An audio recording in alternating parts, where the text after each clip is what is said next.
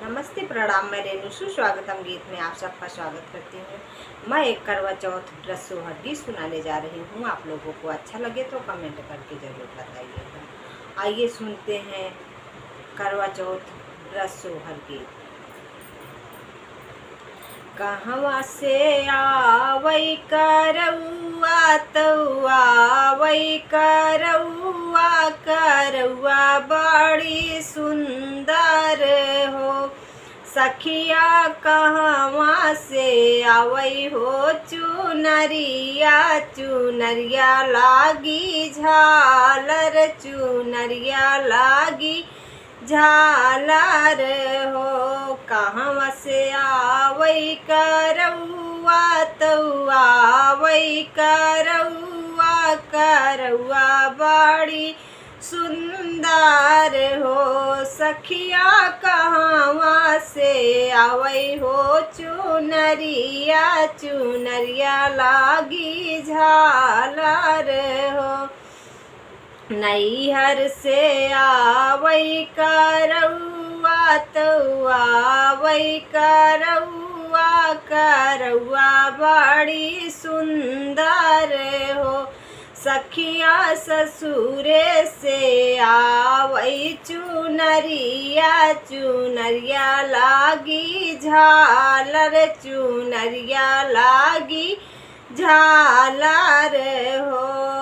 नैहर से आवै करौआ तौआ आवै करौआ करौआ बड़ी सुंदर हो। सखिया ससुरे से आवै चुनरिया चुनरिया लागी झालर हो।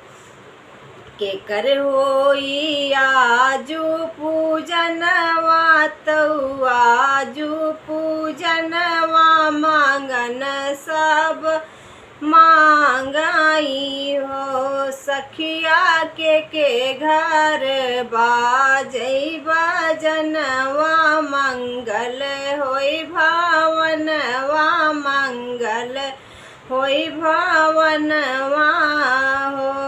के कई होई अज पूजनवा तौ होई अज पूजनवा मांगई सब मांगनवा हो। सखिया के घर बाजई हो बजनवा मंगल होई भावनवा मंगल होई भावनवा हो। चौथी माई के होई पूजनवा तौ होई पूजनवा मांगई सब मांगनवा मांगई सब मांगनवा हो। सखिया हमरे घरे बाजई हो बजनवा मंगल होई भावनवा मंगल होई भावनवा हो। चौथी माई के होई पूजनवा तौ होई पूजनवा मांगई सब मांगनवा मांगई सब मांगनवा हो। सखिया हमरे घरे हो बाजई बजनवा मंगल होई भावनवा मंगल होई भावनवा हो। के उठी भोराही जगावई तौ भोराही जगावई सरगी खियावई हो। सखिया के देई सोलह सिंगरवा सेंधुरा भर सेंधुर हो। के उठी भोराही जगावई तौ भोराही जगावई तौ सरगी खियावई हो। सखिया के देई सोलह सिंगरवा सेंधुरा भर सेंधुर सेंधुरा भर सेंधुर